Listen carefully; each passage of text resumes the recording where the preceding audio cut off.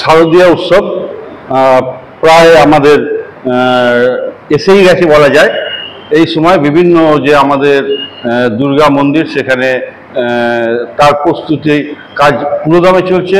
আমাদের বর্ধমান শহরেও এরকম বেশ কিছু মন্দির আছে যেখানে পুজোর প্রস্তুতি পুরোদমে চলছে। তারই মধ্যে বর্ধমানের ঐতিহ্যশালী যে পুজোগুলো হয় তার মধ্যে অন্যতম হচ্ছে বর্ধমান হরিসভা দুর্গা মন্দির। সেখানে দীর্ঘদিন ধরে, বহু বছর ধরে মা দুর্গা সেখানে আসেন, এবারও আসবেন, তারই প্রস্তুতি তারা শুরু করে দিয়েছেন। সেই মা দুর্গা যে আসবেন প্রতি বছর কীভাবে পুজো হয় তার শুরুর কথা আমরা এখানে জেনে নেব। এই যে হরিসভা, বর্ধমান হরিসভা যে দুর্গা মন্দিরের যে কমিটি, তার সম্পাদক আমাদের সঙ্গে রয়েছেন সুব্রত রায়, এবং রয়েছেন এই যে দুর্গাপুজো কমিটি তার প্রধান পুরোহিত মাননীয় দুর্গাচরণ ভট্টাচার্য। আমরা দুজনের কাছ থেকেই সংক্ষেপে এই মন্দিরের যে পুজোর শুরুর কথা এবং বর্তমানে কিভাবে পুজো ওনারা করেন, কতটা এতে সাধারণ মানুষের, এলাকার মানুষের যোগদান আছে, এইসব বিষয় ওনার সঙ্গে জেনে নেব।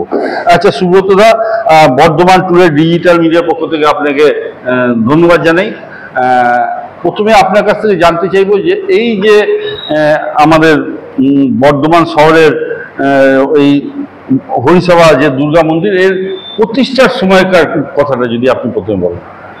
আমি প্রথমেই ধন্যবাদ জানাই বর্ধমান টুডে ডিজিটাল মিডিয়ার, যে আজকে আমাদের সুযোগ করে দিয়েছেন যে বর্ধমান হরিসভার সম্বন্ধে বা এই হরিসভার প্রতিষ্ঠা এবং হরিসভার দুর্গাপুজো সম্বন্ধে কিছু বলার জন্য। তার জন্য আমি আন্তরিক কৃতজ্ঞতা জানাই।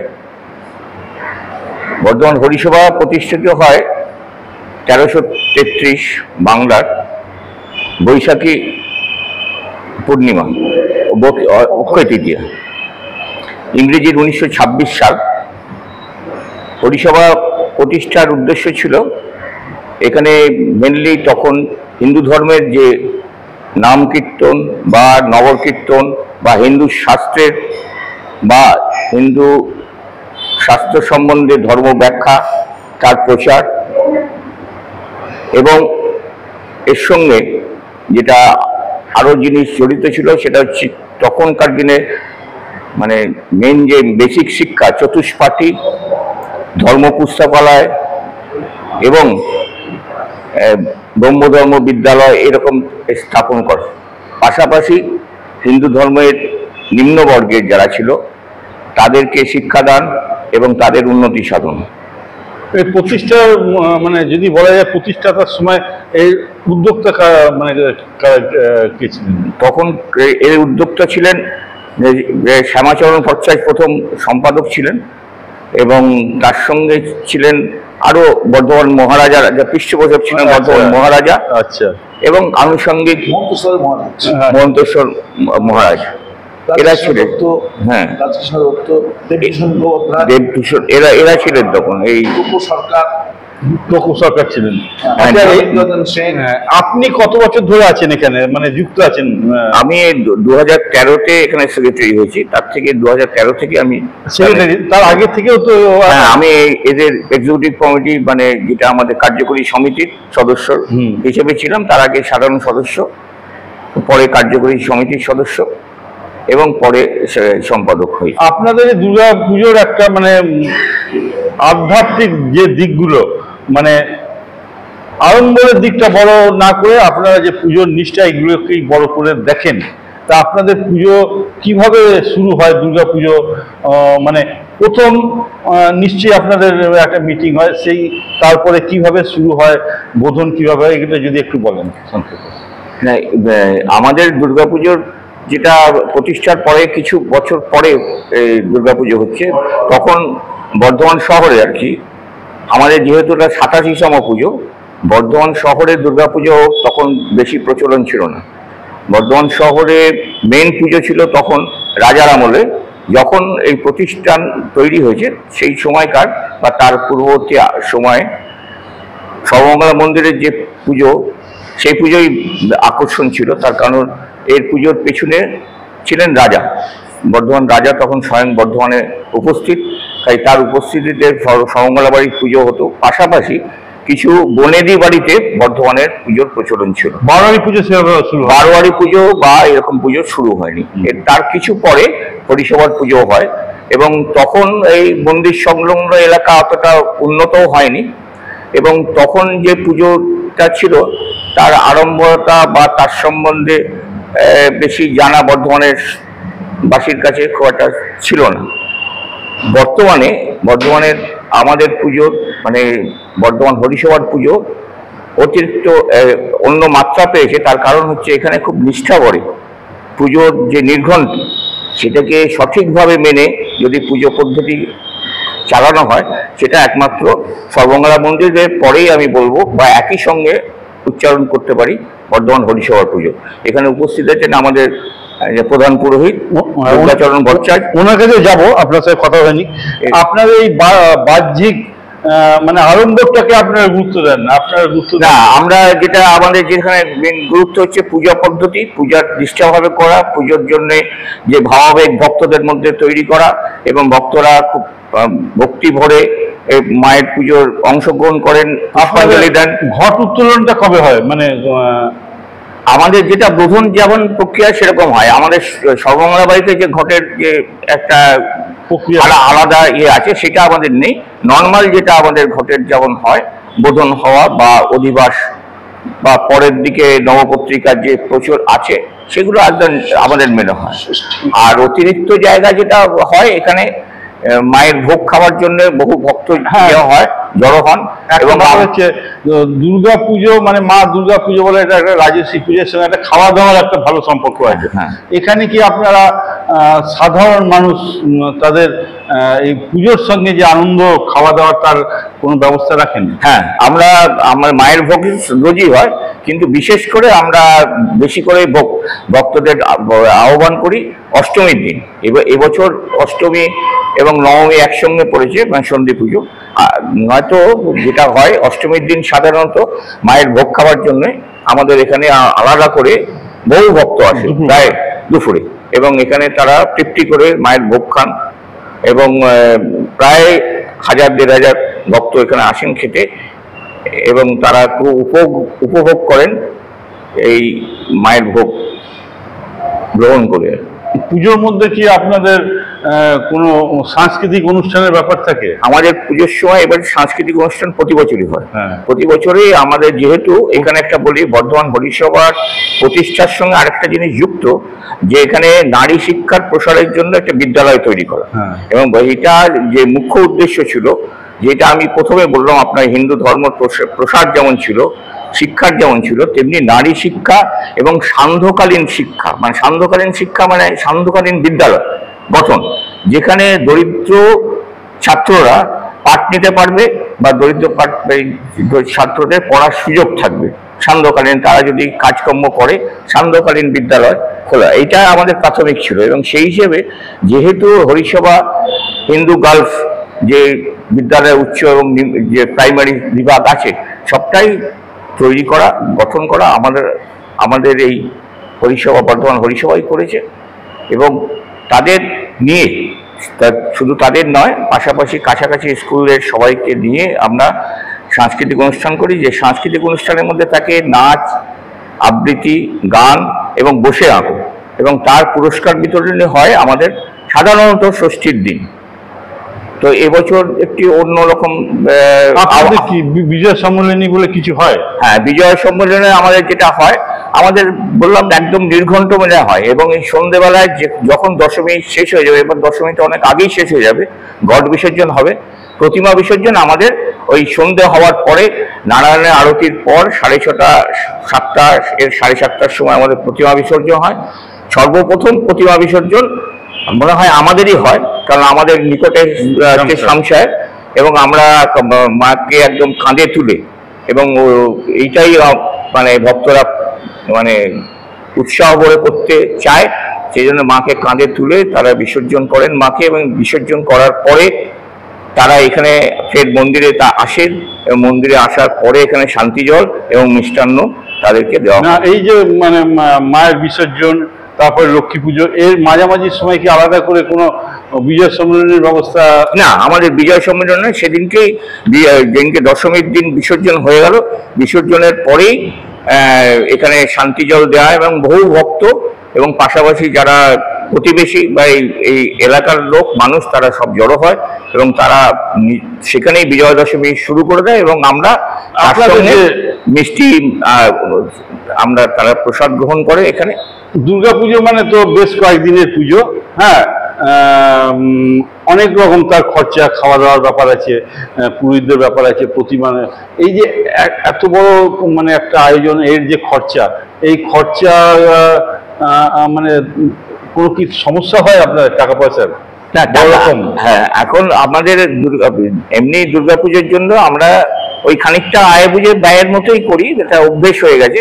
আমরা যারা ভক্তদের কাছ থেকে যা সংগ্রহ করি তার উপরেই আমরা চেষ্টা করি আমাদের দুর্গাপুজো নির্বাহ করার। খুব টানাটানি মায়ের যে জায়গাটা আমরা বলতে পারি, কোনো সময় মা সেই জায়গাটা করতে দেন না, যে আমরা ভোগের প্রসাদও অনেক সময় লোক সমাগম যদি বেশি হয়ে যাও তাহলেও দেখি আমাদের সবই কুলিয়ে যায়, মানে এটা মায়ের কৃপাই আর কি। এলাকার পাশাপাশি এলাকার এই পুজোর সময়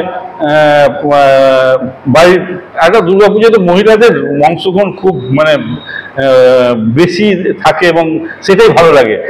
পাড়া প্রতিবেশীর যে মহিলাদের, তাদের অংশগ্রহণ কিরকম থাকে? মহিলাদের এত ভিড় থাকে এখানে যে মহিলাদের জন্য আমরা পুরুষরা সাধারণত এখানে ঢুকতেই পারি না, এত ভিড় মহিলাদের থাকে। এবং অষ্টমী বা সন্ধি পুজোর সময় আমাদের এই মন্দির চত্বর ছেড়ে চাতালে এবং এই নাট মন্দির পুজোটা মহিলারাই ভর্তি করে দেয়। পুজোর জোগাড় করার ক্ষেত্রে এবং পুজোর জোগাড়ও করে বিশেষ কিছু মহিলা আছে, তারা স্বতঃপ্রণোদিত হয়ে আসেন এবং এসে তারা পুজোর জোগাড় করতে ভালোবাসেন। এবং এবছর যেহেতু সব পুজো খুব সকালে, এবং তারা বলেছেন যে তাদের বাড়িতে রাত্রি 3-4টের সময় টোটো পাঠাতে, যারা তারা সহজে আসতে পারেন মন্দিরে এবং পুজোর জোগাড় করতে পারেন। আচ্ছা, এই দুর্গা পুজো ছাড়া কি এই ভক্তদের সঙ্গে সারা বছর আপনার অন্য কোনোভাবে যোগাযোগ থাকে? আমাদের এই ভক্তদের সঙ্গে যেমন আমাদের এখানে সারা বছরই পুজো, এই আমাদের গণেশ পুজো শেষ হলো, এরপর দুর্গা পুজো, তারপরে আমাদের লক্ষ্মী পুজোর পরে আবার জগদ্ধাত্রী পুজো, তারপরে রাস পূর্ণিমা দিয়ে আমাদের মোটামুটি পুজোর পর্বটা শেষ হয়। সরস্বতী পুজোর যদিও এটা এখানে যারা স্কুল রাখি, বালিকা বিদ্যালয় যারা আছে তারা করে, কিন্তু সবটাই হয় আমাদের মন্দিরে এবং আমাদের পুরোহিতরাই তাই সেই পুজো করেন এবং আমাদের যে পুজো পদ্ধতি সেগুলো মেনেই পুজো করা হয়। আমরা সুব্রত বাবুর কাছে, সম্পাদক, এই হরিসভার পুজোর ব্যাপার কিছুটা শুনলাম সংক্ষেপে। এরপর আমরা চলে যাব আমাদের এই পুজোর যে প্রধান পুরোহিত মাননীয় দুর্গাচরণ ভট্টাচার্যের কাছে, যিনি মানে দুর্গা পুজো কয়েকদিন ধরে যিনি অক্লান্ত পরিশ্রম করেন এবং সারা বছরই উনি থাকেন এই পুজোর সঙ্গে যুক্ত এই মন্দিরের। ওনার কাছে জানতে চাইব, আপনাদের দুর্গা প্রতিমা এটা স্থায়ী বিসর্জন তো হয়ে যায়, তা আপনাদের কি আগামী দিনে কোনো স্থায়ী প্রতিমা করার জন্য কোনো পরিকল্পনা আছে? বলি, আমাদের যারা পূর্বপুরুষ যারা ছিলেন, যারা আমাদের এই যে প্রতিষ্ঠা করে গেছেন অধ্যাপক মনিমশাইরা, তারা বলতেন যে মায়ের প্রতিমা যেমন আমাদের আসছে নিয়ে তাকে বিসর্জন করা হবে, আবার নিয়ে এসে যখন প্রায় পরিষ্কার হয়ে গেল, নিয়ে এসে রোদে শুকিয়ে কাঠামোটা শুকিয়ে এখানে স্থাপন করে তাকে কাপড় চোপড় পরিয়ে প্রত্যেক দিনই পুজো হয়। আপনাদের একই কাঠামোর প্রতিমা তৈরি হয়? হ্যাঁ, একই কাঠামো নয়, একই মেরে কাঠামোটা তো আছেই এবং তার সঙ্গে যে আপনারা প্রতিমা তৈরি কে করেন? আমাদের বিদ্যুৎ বলে পাশেই আছে, এই বিদ্যুতের পরে ও ইদানিংকালে করছে, আগে তো করতাম না, রানা। আচ্ছা, আপনার এই মানে যেটা সাধারণ অনেকে হয়তো বলতে পারবেন না, আপনি সেটা বলতে পারবেন, এই যে দুর্গাপুজো, এই দুর্গাপুজোর আপনাদের পুজোর অন্তত বিশেষ বৈশিষ্ট্য আমি বলতে চাইছি। আমাদের বিশেষ বৈশিষ্ট্য হচ্ছে, আপনাকে বলি, এখনো নৈবেদ্য যা হবে সমস্ত গঙ্গা জলে ধুয়ে, এই গঙ্গা জলেই পুজো হবে, গঙ্গা জলে নৈবেদ্য ধোয়া হবে, গঙ্গা জলেই সব কিছু, ফল টল সব ধোয়া ধুই সব এখনো গঙ্গা জলে, এখন পর্যন্ত। ফল গঙ্গা জলে ধোয়ার পর অন্য জলে ধোয়া হয় না? না, একদম গঙ্গা জলের সঙ্গে মানুষ মিশে গেলে থাকবে না, গঙ্গার মাহাত্ম থাকবে না। সেই জন্য গঙ্গা জল জায়গায় ঢেলে নিয়ে যত ফল আছে, সেই শ্যামধুন, একবারতে 2 ঝুড়ি 3 ঝুড়ি ফল সেই সব গঙ্গা জল ধুয়ে নিয়ে নৈবেদ্য হবে, ফল সেই ওইখানেই দেওয়া হবে। আর আমরা যে বলছি নৈবেদ্য যেটা হচ্ছে চালের, সেই চালটাকেও ধোয়া হবে গঙ্গা জলেতে, বুঝলেন? এইটা হচ্ছে আমাদের একটা বিশেষ। আর অন্য জায়গায় ধরুন সঞ্জিতে যেটা বলি হয়, আমাদের সেই সময়টা বলিটা নাই, আমাদের ওই সময়তে মাসে ভক্ত বলি দেওয়া হয়, বুঝলেন? মাসে ভক্ত বলি একটা আছে, মাসে ভক্ত বলি দেওয়া হয় 14ষষ্ঠী অগ্নিকে যে মাত্র। আপনাদের তো কুমারী পুজো হয় না? আমাদের কুমারী পুজোটা হয় না। কুমারী পুজোটা যারা পূর্বসূরি ছিল তারা স্টার্ট করে যান নাই, আমরা নতুন করে শুরু করতে চান না? না, আমরা মানে যে ঐতিহ্য রয়েছে সেইটাকে বজায় রাখা। আমাদের এখানেতে আপনি কতদিন আছেন এই মন্দিরে? আমি এখানেতে 62 বছর আছি। 62 বছর?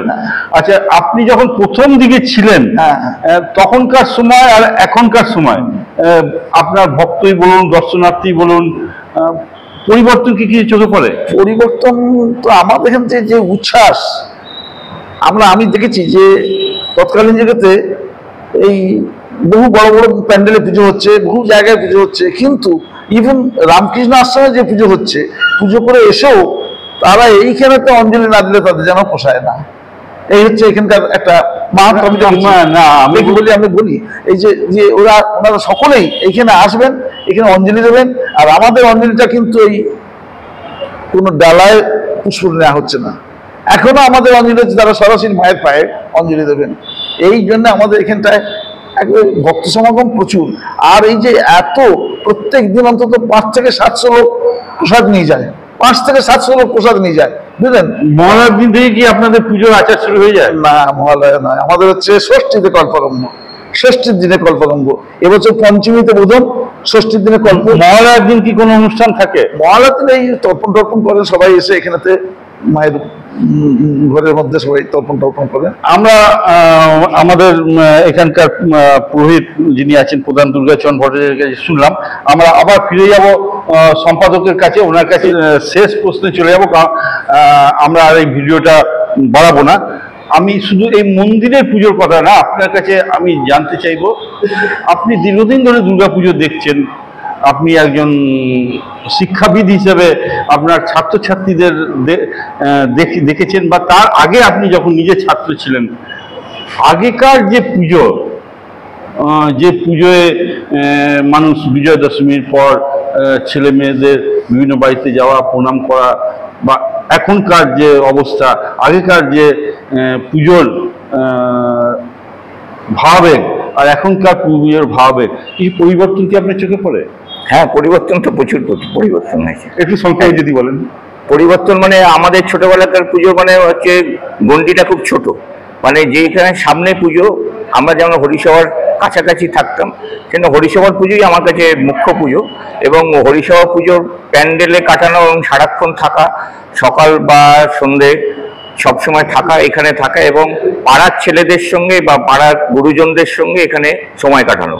এবং এটা তো ছিলই তখনকার রীতি আর কি, যে পাড়ার গুরুজনরাও কিন্তু পাড়ার প্রতিটি ছেলের নাম জানতো, কোন বাড়ির ছেলে সেটাও তারা বলে দিতে পারতো। কাজে সেই হিসেবে তাদের সঙ্গে পরিচয় আলাদা করে করতে হতো না, এবং এটা অবাধ যাতায়াত ছিল পাড়া প্রতিবেশীদের ঘরে। কাজেই ওই বিজয়া দশমীর দিন মিষ্টান্নর জন্য বা মিষ্টি খাবার জন্য পাড়ার দু একটি বাড়িতে যাওয়া, এটা আমাদের নিজেদের ভালোও লাগতো। এবং তখন যেহেতু ছোট ছিলাম, তখন এটা খেতেও ভালো লাগতো। আস্তে আস্তে এর পরিবর্তন লক্ষ্য, মানে কি, পুজোটার মধ্যে একটি বাণিজ্যিক জায়গা যখনই চলে এলো, পুজোর মধ্যে প্যান্ডেল এবং নানা রকম ডেকোরেশন এবং এই লাইট ডেকোরেশন, এইগুলো যখন জনসাধারণ এটা প্রাধান্য দিতে আরম্ভ করলো, তখন পুজোর দিকটা অন্যদিকে হয়ে গেল। আপনার ছোটবেলার একটা প্রসঙ্গ আনি, সেই সময় প্যান্ডেলে যে গান, যে ধরনের গান বাজতো, এখনকার যে প্যান্ডেলে গান বাজে, এইগুলোর মধ্যে কি তফাৎ আছে? হ্যাঁ, প্রচুর তফাৎ, সাংস্কৃতিক তফাৎ আছে, মানুষের মধ্যে পরিবেশ। হ্যাঁ, এখন বাংলা গানের সেই সময় যে চল ছিল, এখনকার ছেলেরা বিশেষভাবে গান হতো না। পুজোতে আমাদের ওই বিশেষ করে সবাইকারই আধুনিক গান, সে হেমন্তই হোক, সন্ধ্যা মুখোপাধ্যায় হোক, কিশোর কুমার, রাহুল দেববর্মন, সবাইকারই পুজোর গান হতো আলাদা করে। এখন সেগুলো হয় না। কাজে পুজোর গান বলে কিছু নেই এখন, একটু সাংস্কৃতিক দিকটা মানে একটু হিন্দি সিনেমা বা হিন্দি কালচারের দিকে সবাই ঝুঁকেছে এবং ওয়েস্টার্ন কালচারের দিকে ঝোঁকার জন্য সেটাই প্রাধান্য পায়। তাই সেখানে আমাদের মিউজিক সর্বস্ব বা কথা বা গানের দিয়ে। দুর্গাপুজোয় যে পরিবারের 51টি পরিবার ছিল, এখন পরিবারগুলো ছোট হয়ে গেছে, এই 51টি পরিবার থাকা আর এখনকার ছোট পরিবার, এতে কি পুজোর আনন্দে কোনো মানে তারতম্য হয়েছে? তারতম্য তো হয়েছে, যদি সুযোগ মতো ঠিক পুজো প্যান্ডেল বা পুজোর মন্দির তারা কাছাকাছি না পায়, তারা উপলব্ধি করে। কারণ 51টি পরিবারের মধ্যে যে মিলন হয় এবং পরিবারের মধ্যে যে পুজো, তার তো আর একটা আলাদা মানে মাহাত্ম্য হয়। এই বর্ধমান শহরেও যারা পুরনো বনেদি বাড়ি ছিল, এইখানে আপনার দুর্গাচরণ ভট্টাচার্য বা এখানে আপনার ভামিনী রঞ্জন সেন, এরা আদি বাড়ি, হ্যাঁ এইখানে চট্টোপাধ্যায়, ওদের বাড়ির পুজো, বা এখানে আপনার মিঠাপুকুরে বিনোদ বিহারী ঘোষ মনে হয়, ওরা মনে হয় পটের পুজো করতো, আট পুজো হতো, মানে লক্ষ্মীনারায়ণের পুজো আর সর্বমঙ্গলা বাড়ি, এরকমই পুজো হতো। প্রথম 12 বাড়ি ধরনের পুজো মনে হয়, আমি জানি না, তবে যেটুকু ইতিহাস বর্ধমান সম্বন্ধে দেখেছি, রানীগঞ্জ বাজারের নাকি ব্যবসাদারদের একটি পুজো। এটা এবার যে আপনাদের পুজো আসছে, আর কয়েকদিনের মধ্যেই আমরা দুর্গাপুজোয় সবাই যোগদান করব। এবারকার পুজোর বিশেষ যদি কিছু পরিকল্পনা থাকে? পরিকল্পনা আমাদের নেই, আমরা যেহেতু ভোগ খাওয়ানো হবে। হ্যাঁ, ভোগ খাওয়ানো হবে। আমরা যেহেতু এবার আমাদের পরিষেবার 100তম প্রতিষ্ঠা দিবসের দিকে এগুচ্ছি, 99তম প্রতিষ্ঠা দিবস অক্ষয় তৃতীয়া হয়েছে, কাজে আমরা শতবর্ষের খুব নিকটে, এবং আমাদের 25-26-এ শতবর্ষ পালন হবে। কাজে এই জন্য তো কিছু কিছু আমরা অনুষ্ঠান অলরেডি শুরু করেছি। তো দুর্গাপুজোর সঙ্গে আমাদের যেগুলো আছে আর কি, যে এখানে তো আমাদের করা হয়, এবার একটু অসুবিধে হয়েছে, তার কারণ হচ্ছে অষ্টমী নবমী একসঙ্গে করার জন্য হয়তো ভক্তরা সবাই আসবেন, কিন্তু আবার প্রচলন আছে অনেকে নবমীর দিন মাংস টাংস খান, তাই এটা তখন ভোগ হয়তো। আপনাদের এখানে তো সেই না, আমাদের একদমই নিরামিষ, সেখানে কোনো রকম ব্যাপার নেই, কোনো রকম। এমনি আপনাদের মন্দিরে এমনি দর্শনার্থী যারা আসে, ভক্ত যারা আসে, যেভাবে সমাগম হয়, তাতে আপনারা মানে খুশি? আমরা খুশি, এবং সত্যি এখানে সন্ধ্যেবেলা আরতি দেখার জন্য বহু ভিড় হয়, এবং আরতিতেও আমাদের এখানে প্রায় আপনি বড় লাইন পড়ে আমাদের এখানে শীতলের প্রসাদ নেওয়ার জন্য যে হয় লুচি ভোগ যেটা দেওয়া হয়, তাতেও আমাদের ভক্তরা প্রচুর আসে, এবং প্রায় লাইন দিয়ে সব রাত্রিবেলা, এবং এই চত্বর প্রায় ভর্তি থাকে। আমরা শুনলাম যে আমাদের এইখানে বর্ধমানের একটা ঐতিহ্যশালী যে আমাদের মন্দির, সবাই জানে বর্ধমানে যারা, এই বর্ধমান হরিসভা দুর্গা মন্দিরের পুজোর ওনাদের আয়োজনের কথা আমরা ওনাদের যে সম্পাদক আছেন, ওনাদের যে প্রধান পুরোহিত আছে, ওনারা যে আমাদের সঙ্গে এই আলোচনা করলেন, তার ওনাদের ধন্যবাদ জানিয়ে আজকে আমাদের অনুষ্ঠান এখানে শেষ করি। নমস্কার। নমস্কার।